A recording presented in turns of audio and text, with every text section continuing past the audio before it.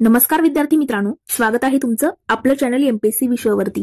तर मित्रांनो, आपण आता नवीन एक एमपीएससी प्रश्नोत्तर म्हणून एक सुरू केलेले आहे। चॅनलच्या प्लेलिस्ट सेक्शन मध्ये जर तुम्ही गेलात तर त्या ठिकाणी पहिलीच प्लेलिस्ट तुम्हाला दिसेल एमपीएससी प्रश्नोत्तर म्हणून। मग त्या ठिकाणी आपण आता प्रत्येक सब्जेक्टच्या प्रश्नांचा सराव आपण या ठिकाणी घेणार आहोत। त्यामध्ये आता आपण सुरुवात केलेली आहे आधुनिक महाराष्ट्राच्या इतिहासापासून। आधुनिक महाराष्ट्राच्या इतिहासाचा पहिला पार्ट जो आहे ती मी चॅनलवरती अपलोड केलेला आहे। जर तुम्ही बघितला नसेल तर तो बघून घ्या। त्यामध्ये पहिले 50 प्रश्न आपण कव्हर केलेले आहेत आणि आज आपला 51वा प्रश्न जो आहे 51 प्रश्नापासून आपण आता या ठिकाणी सुरुवात करणार आहोत। तर मित्रांनो, आता तुमचा थोडा वेळ न घेता आपण लेक्चरला सुरुवात करूया। त्यापूर्वी आपण करंटची सिरीज जी आहे म्हणजे जानेवारी 2024 ते डिसेंबर 2024 अशा पूर्ण 12 महिन्यांचं करंट अफेअर जे आहे, चालू घडामोडी जे आहेत ते आपण कव्हर करणार आहोत। राजकीय घडामोडी, पूर्ण आर्थिक घडामोडी आणि अहवाल निर्देशांक पहिले 3 चॅप्टर जे आहेत ते आपले कंप्लीट झालेले आहेत। जर तुम्ही लेक्चर बघितले नसतील तर बघून घ्या आणि सोबतच चॅनलच्या प्लेलिस्ट सेक्शन मध्ये गेले तर तुम्हाला सगळे लेक्चर त्या ठिकाणी चालू घडामोडीचे मिळतील।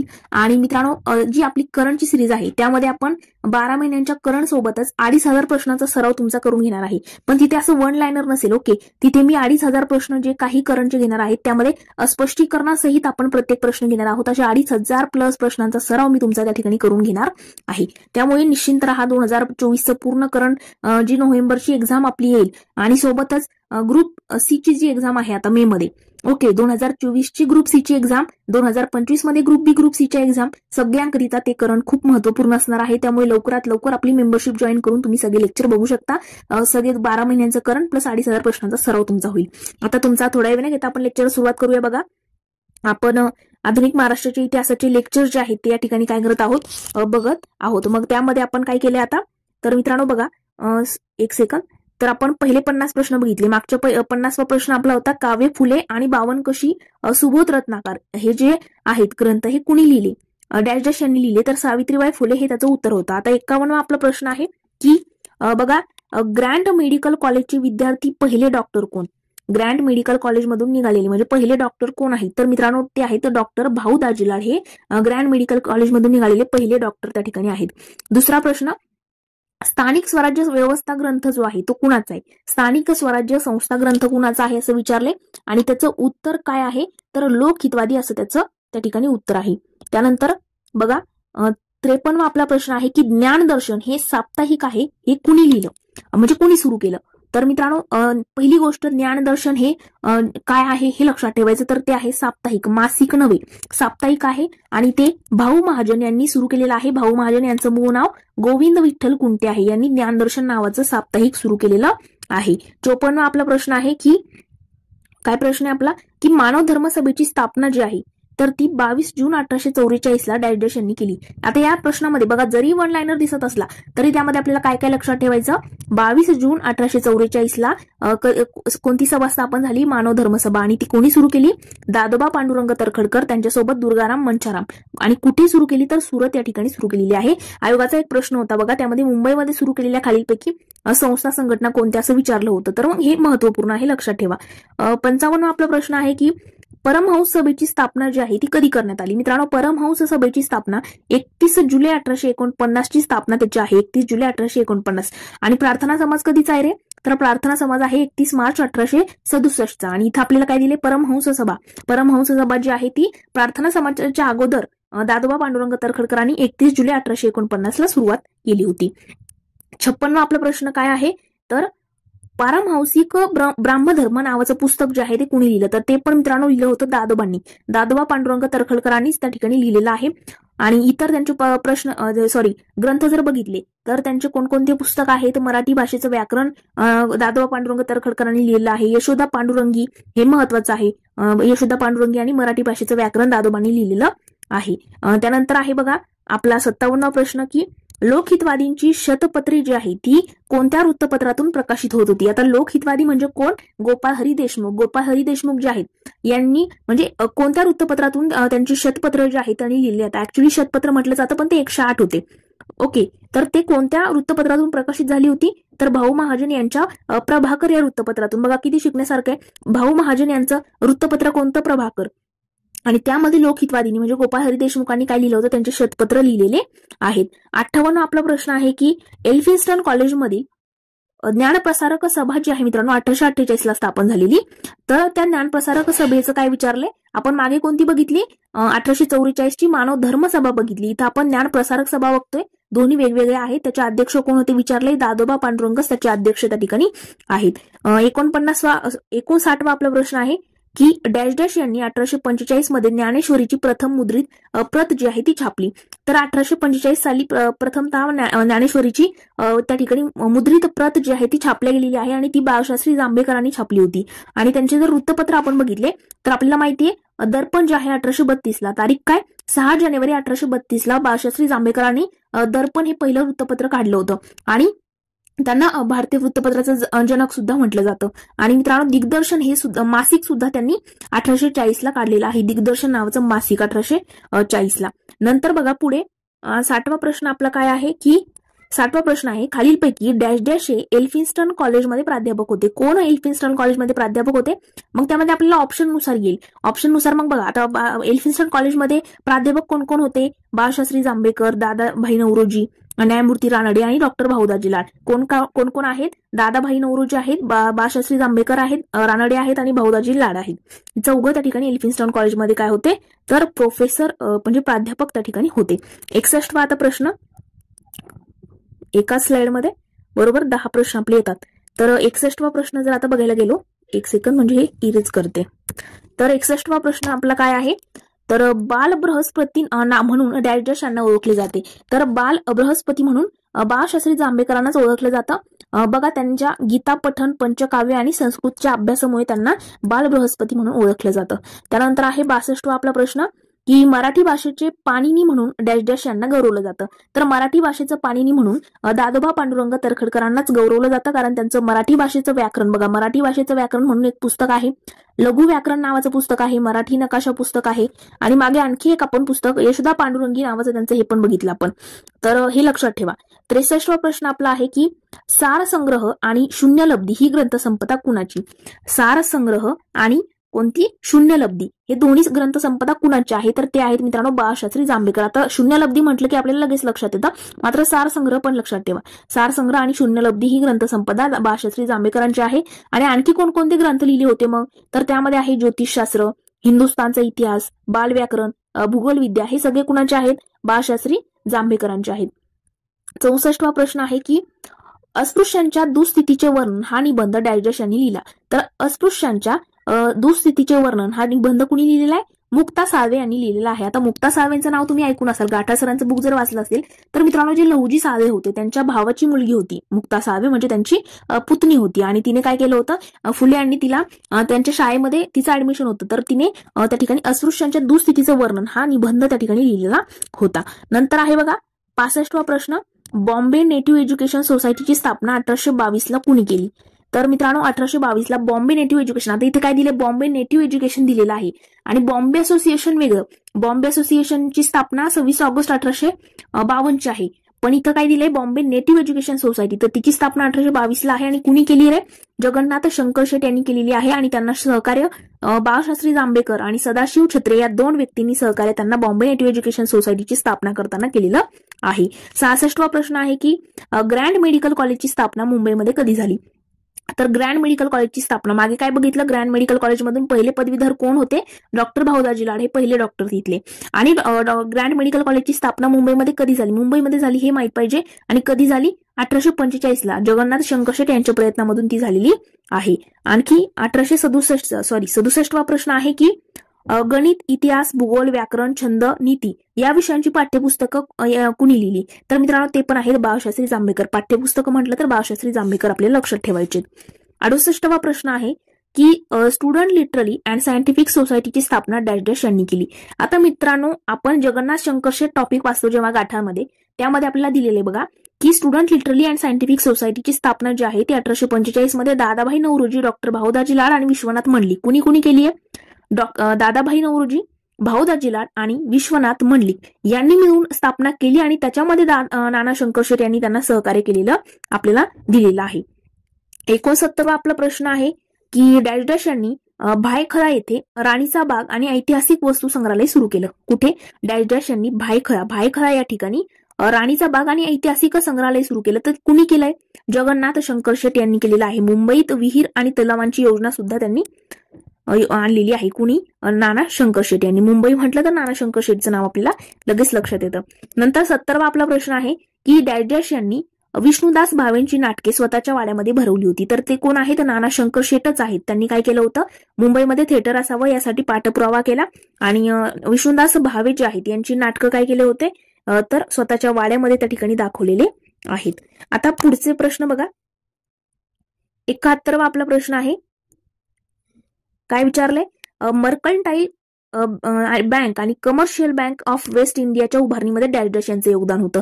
तर ते पण आहेत मित्रांनो नाना शंकर शेट. आता आपण गाठाचं पुस्तक जे आहे, गाठा सरांचं जे पुस्तक आहे त्यामध्ये हे प्रश्न सगळे तुम्हाला दिसतील. आपण टॉपिक वाईज जातोय. तर आता 71वा प्रश्नामध्ये काय दिले? मर्कंटाईल बँक आणि कमर्शियल बँक जे आहे, कमर्शियल बँक ऑफ वेस्टर्न इंडियाच्या उभारणीमध्ये कोणाचं योगदान होतं? तर नाना शंकर शेट यांचं योगदान आपल्याला दिसून येतं. नाना शंकर शेट बद्दल भरपूर माहिती आपल्याला आहे. त्यांची ग्रंथसंपदा वगैरे जरी नसेल तरी त्यांनी भरपूर संस्था संघटना स्थापनेमध्ये सहकार्य केलेलं दिसून येतं. बघा, देशातील पहिले तालीम युद्धकला कौशल्य केंद्र डॅश यांनी उभारलं. कोणतं? पहिलं तालीम युद्धकला कौशल्य केंद्र जे आहे ते कुणी उभारलं? तर ते आहेत मित्रांनो लहुजी राघोजी साळवे वस्ताद आपण त्यांना म्हणतो. तर ते कुणी उभारलं होतं? लहुजी साळवे यांनी. आणि तिथे विद्यार्थी कोण कोण? महात्मा फुले वगैरे होते. सावित्रीबाई फुले यांना प्रोटेक्शन ते द्यायचे.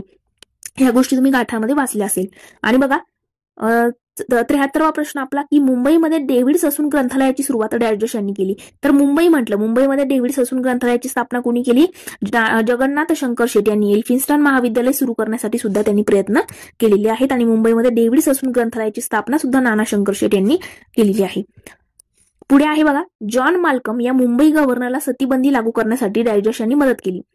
जॉन माल्कम जे आहे मुंबई गव्हर्नरला सतीबंदी लागू करण्यासाठी कुणी मदत केली? तर मित्रांनो ते सुद्धा आहेत जगन्नाथ शंकर शेट. 1830 मध्ये मुंबईमध्ये त्यांनी सहकार्य केलेलं दिसून येतं. जॉन माल्कम या मुंबईच्या गव्हर्नरला. मग मुंबईच्या गव्हर्नरचा क्रम तुम्हाला माहित असणं गरजेचं आहे. आता पुढे आपला कोणता प्रश्न सुरू आहे? 75वा. बघा नेक्स्ट प्रश्न काय आहे? एक सेकंद. तर बघा 75वा प्रश्न आहे आपला की 1857 मध्ये त्यांनी भिल्लांचे बंड मोडले आणि ते नगरचे डेप्युटी कलेक्टर होते. काय? 1857 मध्ये भिलांचं बंड मोडलं आणि ते नगरचे डेप्युटी कलेक्टर होते. तर मित्रांनो ते आहेत दादोबा पांडुरंग तरखडकर. या कार्यासाठी राव बहादूर ही पदवी दिलेली त्यांना आहे. कुणाला? दादोबा पांडुरंग तरखडकरांना. 76वा आपला प्रश्न काय आहे की धर्मविवेचन आणि शिशुबोध हे ग्रंथ डॅश यांनी लिहिले. आता धर्मविवेचन आपण सगळीकडेच ऐकतो, ते माहित असतं दादोबा पांडुरंग तरखडकर. मात्र शिशुबोध हा ग्रंथ सुद्धा त्यांचाच आहे. सहकारी पुस्तक समिती ही त्यांनी स्थापली होती. सहकारी पुस्तक समिती कोणी स्थापली होती? प्रश्न आला तर दादोबा पांडुरंग तरखडकरांचंच नाव तुम्हाला माहित पाहिजे. 77वा प्रश्न आहे डॅश यांना टिळक व आगरकरांनी न्यू इंग्लिश स्कूल स्थापनेमध्ये सहकार्य केलं. काय? डॅश यांना म्हणजे कुणाला? टिळक आणि आगरकरांनी. लोकमान्य टिळकांनी आणि आगरकरांनी, गोपाळ गणेश आगरकर जे आहेत यांना म्हणजे टिळक आणि आगरकर या दोघांनी मिळून न्यू इंग्लिश स्कूल स्थापनेमध्ये कुणाला सहकार्य केलं? तर ते केलेलं आहे विष्णुशास्त्री चिपळूणकरांना 1880 मध्ये. 78वा आपला प्रश्न आहे की ख्रिस्ती मिशनऱ्यांना विरोध करण्याचे काम या वृत्तपत्रानं केलं. तर मित्रांनो ख्रिस्ती मिशनरी जे यायचे आपल्या इकडे आणि धर्मप्रसाराचं काम करायचे, त्यांना विरोध करण्याचं काम कोणकोणत्या वृत्तपत्राने केलंय असा प्रश्न आला तर त्यामध्ये एकच वृत्तपत्र नाहीये बघा. प्रभाकर आहे, उपदेश चंद्रिका आहे, विचार लहरी, धूमकेतू, वर्तमान दीपिका. कोणकोणते आहेत? प्रभाकर, उपदेश चंद्रिका, विचार लहरी, धूमकेतू आणि वर्तमान दीपिका. हे 5 वृत्तपत्र लक्षात ठेवा. प्रभाकर, भाऊ महाजन यांचं, उपदेश चंद्रिका, विचार लहरी, धूमकेतू आणि वर्तमान दीपिका. 79वा प्रश्न आहे की संस्कृत विद्येचा व्यवहारात कोणताच उपयोग नाही तसेच बुद्धीला पटेल ते स्वीकारा असे परखड मताचे ते होते. ते न्यायाधीश डॅश हे होते. तर मित्रांनो ते आहेत गोपाळ हरी देशमुख, ज्यांनाच लोकहितवादी म्हटलं जातं आणि स्मॉल कॉज कोर्टामध्ये 10 वर्ष ते मुख्य न्यायाधीश सुद्धा होते. नंतरचा आपला त्या ठिकाणी 80वा प्रश्न आहे की बघा ब्रिटिशांचे राज्य भारतीयांसाठी पूरक आणि पोषक आहे असे ते म्हणायचे. तर मित्रांनो ते आहेत गोपाळ हरी देशमुख म्हणजेच लोकहितवादी. आता आपण आतापर्यंत नाना शंकर शेट बद्दलचे प्रश्न बघितले. आता काय नाना शंकर शेट नंतर लोकहितवादींबद्दल आपण बघतोय की ते म्हणायचे ब्रिटिशांचे राज्य काय आहे? भारतीयांसाठी पूरक आणि पोषक आहे. त्यांचा उदारमतवाद, न्याय, स्वातंत्र्य यावर विश्वास होता, हे लक्षात ठेवायचं. आता पुढे 81वा प्रश्न आपल्याला काय दिलाय की नवसमाज रचनेमध्ये शतपत्रांचे महत्व ओळखून डॉक्टर बाबासाहेब आंबेडकर यांनी डॅश डॅश या आपल्या नियतकालिकातून ती पुन्हा प्रकाशित केली. काय? नवसमाज रचनेमध्ये शतपत्रांचं महत्व. शतपत्र कुणी लिहिले होते रे? तर जे शतपत्र लिहिले होते तर ते लोकहितवादींनी लिहिलेले जे काही शतपत्र आहेत 108 त्यांनी लिहिले होते, तर ते शतपत्र डॉक्टर बाबासाहेब आंबेडकरांनी त्यांच्या कोणत्या वृत्तपत्रामध्ये पुन्हा प्रकाशित केली? बहिष्कृत भारत मधून त्यांनी काय केलं होतं? पुन्हा प्रकाशित केली होती. आता 82वा प्रश्न आहे की डॅश डॅश यांनी गरिबांसाठी मोफत दवाखाना सुरू केला. लोक त्यांना धन्वंतरी म्हणत. तर मित्रांनो ते आहेत डॉक्टर भाऊ दाजी लाड, ज्यांनी ग्रँड मेडिकल कॉलेजमधून ते पदवीधर आहेत. आता पुढे आपण नेक्स्ट बघूया. 83वा आपला काय प्रश्न आहे की डॅश डॅश यांनी 1886 मध्ये मराठा हायस्कूलची स्थापना केली. तर 1886 मध्ये मराठा हायस्कूलची स्थापना करणारे आहेत राजाराम शास्त्री भागवत. या शाळेसाठी स्वतः पाठ्यपुस्तके त्यांनी तयार केली होती. राजाराम शास्त्री भागवत यांनी 1886 ला मराठा हायस्कूलची स्थापना. राजाराम शास्त्री रॉबर्ट मनी हायस्कूलमध्ये शिक्षक होते. बघा, राजाराम शास्त्री जे आहे ते रॉबर्ट मनी हायस्कूलमध्ये शिक्षक होते. तर डॅश डॅश यांच्यावर त्यांचा प्रभाव पडला होता. कुणावर? धोंडो केशव कर्वे यांच्यावरती राजाराम शास्त्री जेव्हा रॉबर्ट मनी हायस्कूलमध्ये शिक्षक होते त्यावेळेला त्यांचा प्रभाव कुणावर पडला होता? धोंडो केशव कर्वे यांच्यावरती पडलेला आपल्याला दिसून येतो. 45वा आपला प्रश्न आहे की चित्रमेजगतमध्ये पहिल्या महायुद्धावरती डॅश डॅश यांनी लेखमाला सुरू केली. तर ते आहेत कृष्णाजी प्रभाकर खांडिलकर यांनी लेखमाला त्या ठिकाणी पहिल्या महायुद्धावरती सुरू केली होती. नंतरचा 86वा आपला प्रश्न आहे की खाडिलकर म्हणजेच काय? कृष्णाजी प्रभाकर खाडिलकर यांचे डॅश डॅश हे नाटक कर्झनशाहीचे खरे रूप प्रकटणारे होते. कर्झनशाहीचे. तर मित्रांनो ते आहे कीचकवध. याच्यावरती आयोगाने सुद्धा PYQ विचारून झालेला आहे. 1910 मध्ये ब्रिटिश सरकारने नाटकाच्या प्रवेशावरती बंदी घातली होती कीचकवधवरती. मग त्याच्यातले मुख्य कॅरेक्टर करणारं वगैरे ह्या गोष्टी आयोगाने विचारलेल्या आहेत. ते लोकमान्य आणि नवाकाळ चे संपादक होते. लोकमान्य आणि नवाकाळ या वृत्तपत्राचे संपादक होते असं विचारले ते आहेत कृष्णाजी प्रभाकर खाडिलकरच. टिळकांच्या तुरुंगवासाच्या काळामध्ये केसरीचे संपादक पद सुद्धा त्यांनी स्वीकारलं होतं. कोणी? कृष्णाजी खाडिलकरांनी. त्यानंतर 88वा प्रश्न आहे की डॅश डॅश यांनी मुंबईमध्ये तेलुगू भाषिकांसाठी शाळा आणि वाचनालय स्थापन केले. तर मुंबईमध्ये तेलुगू भाषिकांसाठी शाळा आणि वाचनालय कुणी स्थापन केलं होतं? व्यंकू बाळोजी काळेवार जे आहेत, ज्यांनी सत्यशोधक समाजाकरिता छापखाना दिला होता ते आहेत हे. 89वा प्रश्न आहे डॅश डॅश यांनी 1887 मध्ये ख्रिस्ती बहुजनास विनंती नावाची पुस्तिका लिहिली. कोणती? 1887 मध्ये ख्रिस्ती बहुजनास विनंती या नावाची पुस्तिका लिहिली. कुणी लिहिली? रामय्या व्यंकय्या अय्यावरू प्रसिद्ध केली. मग मित्रांनो हे जे व्यंकू काळेवार आणि रामय्या अय्यावरू आहे यांनी सत्यशोधक समाजाकरिता काय दिली होती? काय दिलं होतं? तर छापखाना दिला होता. आणि तो मग त्यांनी केशवचंद्र सेन आणि कोण कोण आहेत तिकडे सत्यशोधक समाजामध्ये तर त्यांचे नावं वगैरे. आता आपल्याला या स्लाइडमध्ये मित्रांनो किती प्रश्न घ्यायचे? 10 प्रश्न म्हणजे 100 प्रश्न नेक्स्ट लेक्चरमध्ये. आता आपले पहिला पार्ट जो आहे त्याच्यामध्ये 50 प्रश्न घेतले. याच्यामध्ये 50 प्रश्न. एकाने कमेंट केली की एका लेक्चरमध्ये 100 प्रश्न घ्या. पण मित्रांनो बाकीचे पण भरपूर लेक्चर्स मला असतात. करंटची सिरीज नवीन सुरू केलेली आहे. त्याचं 1 ते 1.5 तासाचं लेक्चर डेली असतं. 40-45 मिनिटं, कधी 1.5 तास, कधी 1 तास अशा पद्धतीने तिकडे लेक्चर आहे. आपलं कंबाईन PYQ अनालिसिसचं सायन्सचं सुद्धा लेक्चर सुरू आहे. सोबत आता ही एक प्रश्नोत्तरांची सिरीज पण सुरू केलेली आहे. त्यामुळे थोडासा लोड जास्त आहे आणि एका वेळेला एकदा बसले की 3-4 लेक्चर रेकॉर्ड करावे लागतात. त्यामुळे मग आपण 50-50 प्रश्न घेऊयात. तर बघा 90वा प्रश्न आपला आहे. आणि जर तुम्हाला वाटत असेल की नको वेळ जातोय 50-50 प्रश्नांकरिताच तर तुम्ही नंतर लास्टला मॅरेथॉन लेक्चर येईल ते बघून घ्या. ओके. पण असा तुमचा चांगला सराव होईल. पहिले 50 प्रश्नही होतील. अशा पद्धतीने 8 लेक्चर होतील आणि पुन्हा एकदा रिव्हिजन पण होईल तुमचं मॅरेथॉन लेक्चरमध्ये. तर आता बघा 90वा प्रश्न आहे की गुलामगिरी या महात्मा फुलेंच्या पुस्तकाची द्वितीय आवृत्ती डॅश डॅश यांनी काढली. तर गुलामगिरी या महात्मा फुलेंच्या पुस्तकाची द्वितीय आवृत्ती जी आहे मित्रांनो ती कोणी काढली?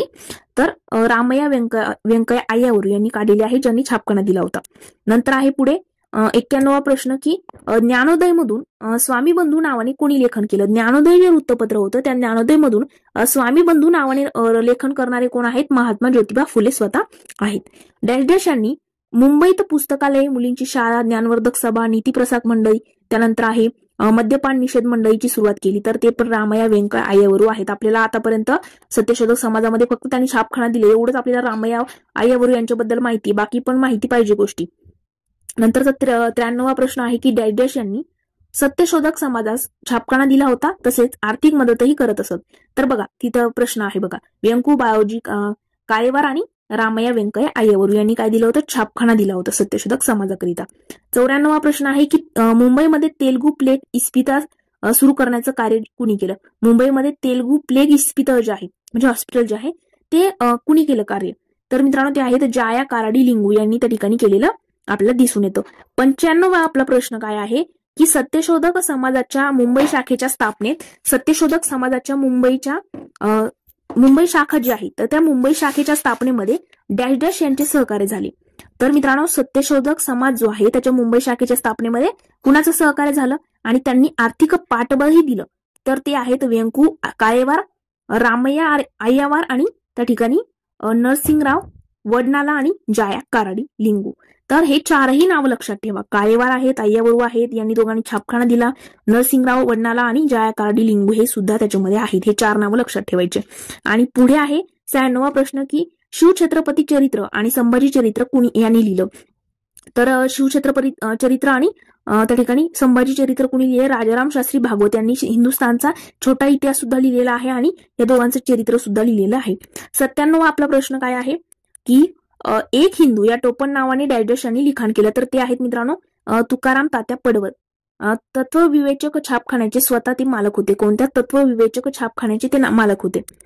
आणि पुढे आहे बघा 98वा प्रश्न आहे की वज्रसूची या ग्रंथाच्या आधारे जातीभेद विवेकसार डॅश यांनी लिहिले?